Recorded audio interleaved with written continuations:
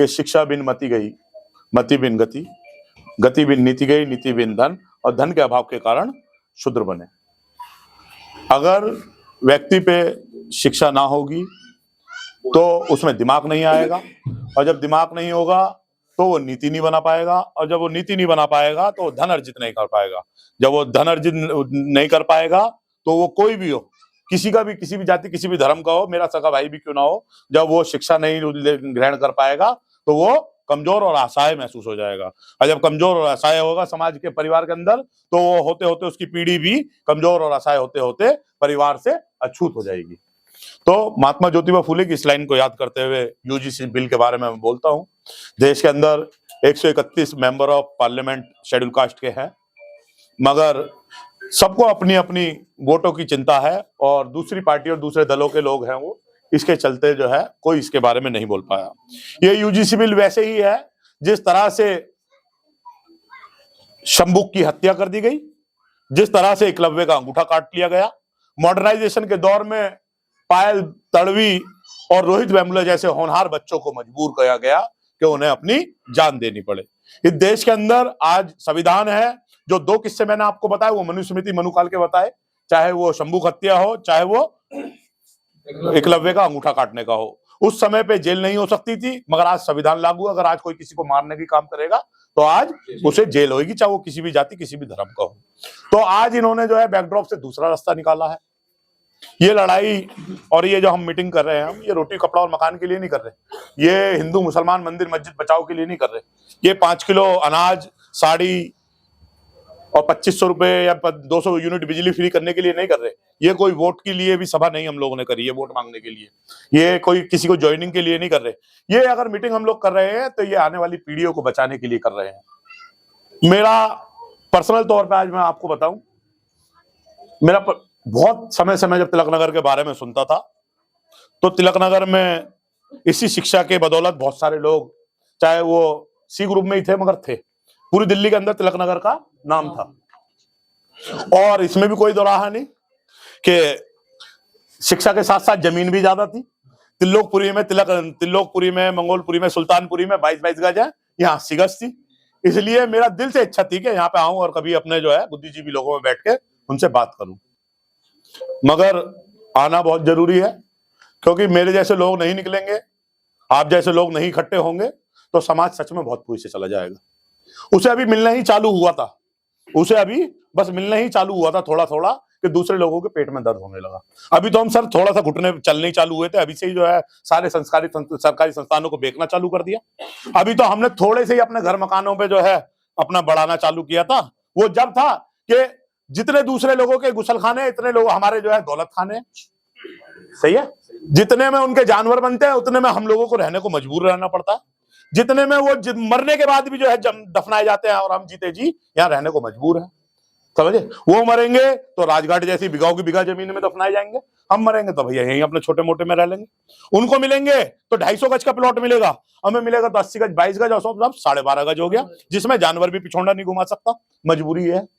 तो अगर मेरे जैसे लोग भी नहीं बोलेंगे तो कौन बोलेगा भाई, जिसको इस बात की सारी जानकारी है, जो सरकार की छोटी छोटी चीजों को बारीकियों से निगाह रख रहे हैं, जिन्होंने अपना पूरा जीवन लगा के जो है इस आंदोलन और इस समाज के लिए जो है कुछ करने की चाहत कर लेके निकले हैं। हम 5 पॉइंटों पे आए हैं, 6 पॉइंटों पे हम लोग जो है यूजीसी के खिलाफ में। भाई हम धन अर्जित करके क्या करेंगे, पहला लक्ष्य यही होता। कोई आपके घर आएगा, मेरे घर आएगा, तो सबसे पहले क्या पूछेगा, सबसे पहले पूछेगा कि भाई कितने बालक हैं और क्या करते हैं, यही तो पूछेगा। कोई ये थोड़ी पूछेगा बैंक में कितने रुपए रखे और कितने प्लॉट है। सबसे पहला आदमी आएगा तो यही पूछता है।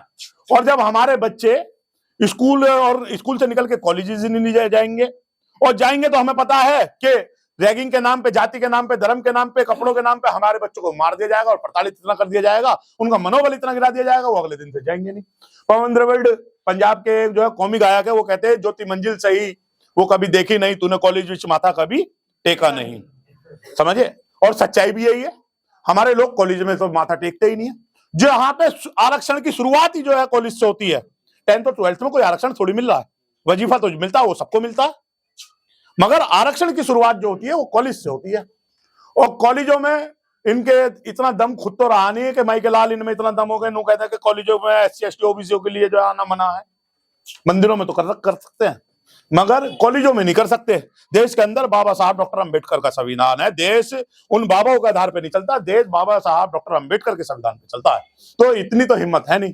तो इन्होंने बैकड्रॉप से जो है रास्ता जो है क्या अपनाना चालू किया कि अगर मेरे कपड़े थोड़े से गंदे हैं तो भंगी लग रहा है, समझे, थोड़े से फटे हुए हैं तो चमार लग रहा है, थोड़े से रंग बिरंगे हैं तो धाड़क लग रहा है भाई, मेरे बाल थोड़े से ऐसे वैसे हैं तो रंग काला है तो और जो है जाति के नाम पे या धर्म के नाम पे जो है गाली देना और क्षेत्रों के नाम पे गाली देना। तो ये इसी के विरोध में ये जो कानून आया है। और पेट में दर्द किनके है? पेट में दर्द SC ST OBC के नहीं है, पेट में दर्द उनके है जो शुरू से हम पे जो है मनु की औलादे हम पे जात पात ऊंच नीच जात पात करती आई है। जो पेट में दर्द उनके है जो बाबा साहब डॉक्टर अंबेडकर के संविधान का विरोध करते हैं। पेट में दर्द उनके है जो आरक्षण का विरोध करते हैं। पेट में दर्द उनके है जो हमें मंदिरों से भगाने की बात करते हैं। पेट में दर्द उनके है जो हमारे लोगों को घोड़ी पे चढ़ने से जो है रोकना चाहते हैं। पेट में दर्द उनके है जो आज भी हमारे लोगों को कुएं पे पानी नहीं भरने देना चाहते। पेट में दर्द और समस्या उनको है जो आज भी 8 साल के बच्चे को जो है अगर वो वो मटकी छूले तो उसको मौत के घाट उतार देते हैं। पेट में दर्द UGC से उनके है, पेट में दर्द उनके है और उसके लिए भी है जिसने ये कानून बनाया। जो ये कह रहे थे हिंदू हृदय सम्राट कौन है? प्रधानमंत्री नरेंद्र मोदी। मगर जैसी वो ये कानून लाया तो उन्होंने उसे 2 मिनट के अंदर दिखा दिया कि तू तेली कमोली है और अपनी औकात में रह। पेट में दर्द उनके जो है इस बात के लिए हो रहा है जो ये कहते भी रहे थे कि जात पात की करो विदाई, हम सब हिंदू भाई भाई। मगर वो हिंदू के नाम पे आज तो नहीं बोलते दिखाई दे रहा है हमें। भाई हिंदू के नाम पे, हमें वोट के नाम पे तो जो है हमें हिंदू बना लिया जाता है, नहीं तो वोट के अलग जो है देखा जाए तो हम वही बंगी चमार धाड़क खटीक पासी, वही हम यादव गुजर मौर्य साक्य कुशवाहा पटेल बिंद निषाद। वोट के नाम पे हमें हिंदू बना लिया जाता। आज हमारे अधिकारों की बात आ रही है, आज हम हिंदू नहीं रहे क्या? आज वो क्यों नहीं बोल रहे? आज वो दल, आज वो लोग क्यों नहीं बोल रहे? वो विचार के लोग क्यों नहीं बोल रहे? क्या हम लोग मंदिरों मस्जिद के नाम पे है, मंदिरों मस्जिद के लड़ाने के लिए है? क्या हम हिंदू और मुसलमान के लिए है? नहीं, हम इस देश के अंदर बाबा साहब डॉक्टर अंबेडकर हमें संविधान देके गए, हम इस देश की सबसे ऊंची से ऊंची कुर्सी पाने के लिए जो है हम लोग अग्रसर हैं। आज देश के अंदर चीफ जस्टिस ऑफ इंडिया से लेकर चीफ सेक्रेटरी तक जो है अगर रह सकता है आदमी तो बाबा साहब डॉक्टर अंबेडकर के संविधान की बदौलत है, ना कि मनु के विधान की बदौलत है। कल तक तो हमारे लोगों को वही हालात थे जब इस देश के अंदर संविधान लागू नहीं हुआ था। बंगी का बच्चा बंगी बनता था, धोबी का बच्चा धोबी बनता था, कसाई का बच्चा कसाई बनता था, कुम्हार का बच्चा कुम्हार बनता था, चमार का बच्चा चमार बनता था, बड़ाई का बच्चा बड़ाई बनता था, यही तो था। मगर इस देश के अंदर बाबा साहब डॉक्टर अंबेडकर के आने के बाद हजारों हजार जो है बाबा इस देश के अंदर आए और गए, मगर किसी ने हमारी जिंदगी में कोई परिवर्तन नहीं किया। मगर बाबा साहब डॉक्टर अंबेडकर के आने के बाद और भारतीय संविधान लिखने के बाद आज जो है मैं एक सफाई कर्मचारी का बच्चा होते हुए भी जो है एक नेता की तरह बात रख सकता हूं, अपने लोगों के हक हकूक की बात रख सकता हूं। आज जूते सिलने वाले का बच्चा भी IAS IPS हो सकता है, आज कसाई का बच्चा डॉक्टर हो सकता है, आज कुम्हार का बच्चा इंजीनियर साइंटिस्ट हो सकता है, आज खाट बनाने वाले बच्चे जिसे बड़ी जाति का कहते हैं उसका बच्चा भी जो है इंजीनियर पायलट हो सकता है, आज किसान का बच्चा, किसान मजदूर का बच्चा भी जो है साइंटिस्ट बन सकता है, आज जो है किसी का भी बच्चा इंजीनियर डॉक्टर वकील पायलट साइंटिस्ट बन रहा है तो वो किसकी बदौलत बन रहा है? Just because of the constitution of India. अगर इस देश के अंदर भारतीय संविधान ना होता तो सर मैं यकीन के साथ दे रहा हूं क्या ना तो आप और ना मेरे जैसे लोग की ये औकात जो आज हमारी है। वो जरूर हो सकता था कि हम अपने जो है घोंसले में जो है कुछ भी सरपंच बने रहो, कोई कुछ भी जो है मुंसब बना रहे, कोई कुछ भी चौधरी बना रहे, मगर आज जो लोकतांत्रिक व्यवस्था में हम MLA हैं, पार्षद हैं, MP हैं और तमाम सारी चीजें हैं वो बाबा साहब डॉक्टर अंबेडकर की बदौलत है। नहीं तो कल तक हम कौन थे?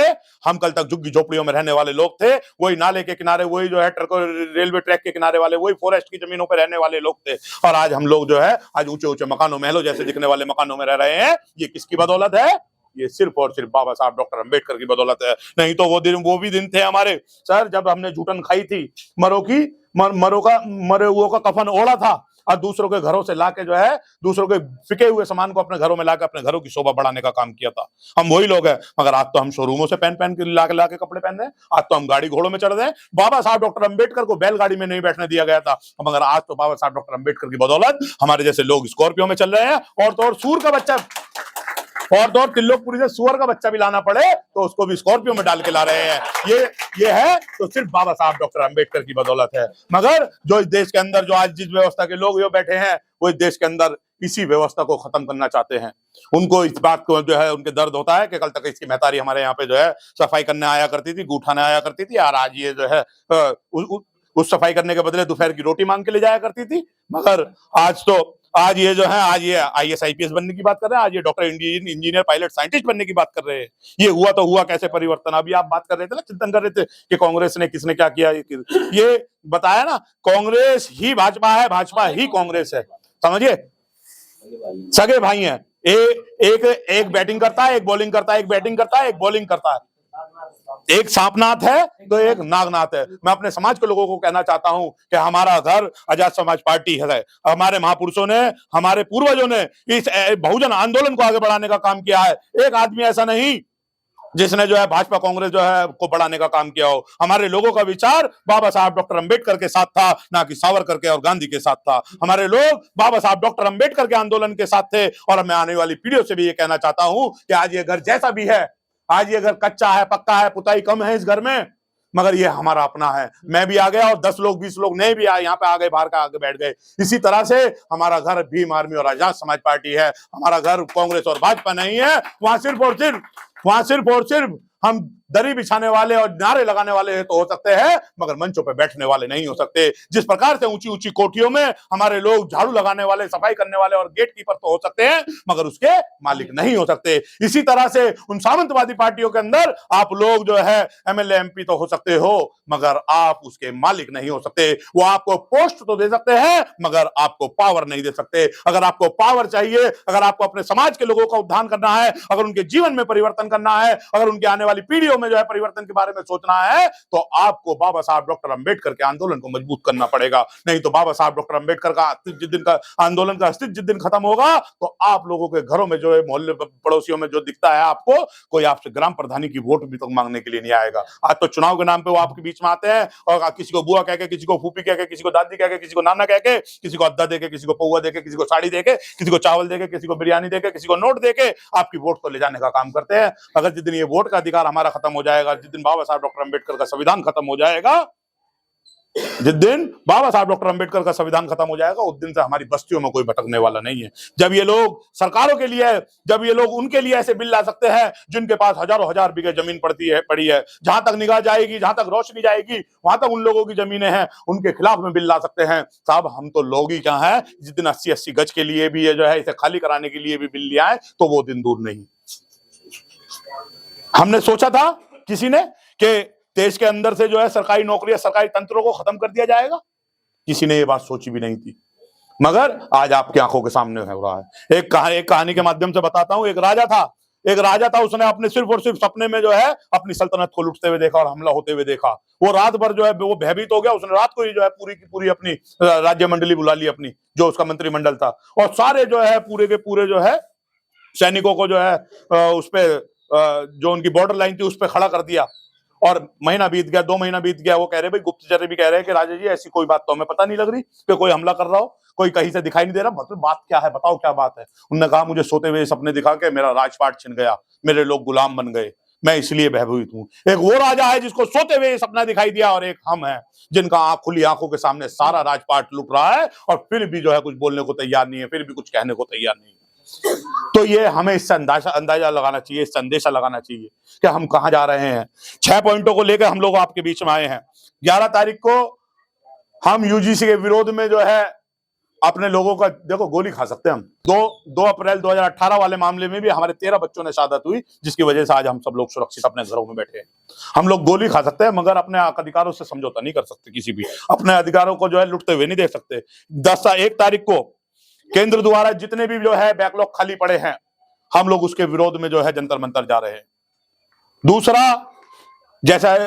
दूसरा हम यूजीसी के बिल के विरोध में जो है हम जंतर मंतर जा, यूजीसी के बिल के समर्थन में, यूजीसी बिल के समर्थन में हम लोग जो है जो इसका विरोध कर रहे हैं उनके लिए उनको दर्शाने जा रहे हैं कि अभी तो बहुजन समाज के लोगों ने अंगड़ाई ली है 11 तारीख को, अभी तो देखो होता है क्या। समझे, जितनी भी देश के अंदर जातीय जनगणना होनी बहुत जरूरी है। जब तक जाति के अनुपात से लोगों को नहीं पता लगेगा कौन कितने लोग हैं, तो कैसे माँ भी रोटी बना पाएगी, कैसे घर में परिवार के लोग भी रोटी बना पाएंगे, कैसे जो है भूमि का बंटवारा होगा, कैसे संसाधनों का बंटवारा होगा, कैसे नौकरियों का बंटवारा होगा, कैसे जब तक नहीं पता लगेगा कि किस संस्थान में हमारे कितने लोग हैं, कितने आईएएस है, कितने आईपीएस है, कितने हमारे चीफ सेक्रेटरी है, कितने हमारे जो है जजेस हैं, तब तक ये बात नहीं पता लगेगी। इसलिए जातीय जनगणना भी होनी बहुत जरूरी है। चौथा, आज देश के अंदर सभी विभागों में जो है आरक्षण को खत्म करके निजीकरण किया जा रहा है। और सर सच्चाई तो यह है, पानी वाला, जो पानी पिलाने वाला सरकारी संस्थानों में है, वो भी क्लास 1 अधिकारी रिटायर होता है सरकारी संस्थानों में, मगर प्राइवेट संस्थानों में पानी पिलाने वाला ही रिटायर होता है। सरकारी संस्थान, प्राइवेट संस्थानों, सरकारी संस्थानों में आदमी चीफ जस्टिस ऑफ इंडिया तो बन सकता है, सरकारी संस्थानों में आदमी डीजीपी तो बन सकता है, कमिश्नर तो बन सकता है, मगर प्राइवेट कंपनियों में सीईओ नहीं बन सकता है।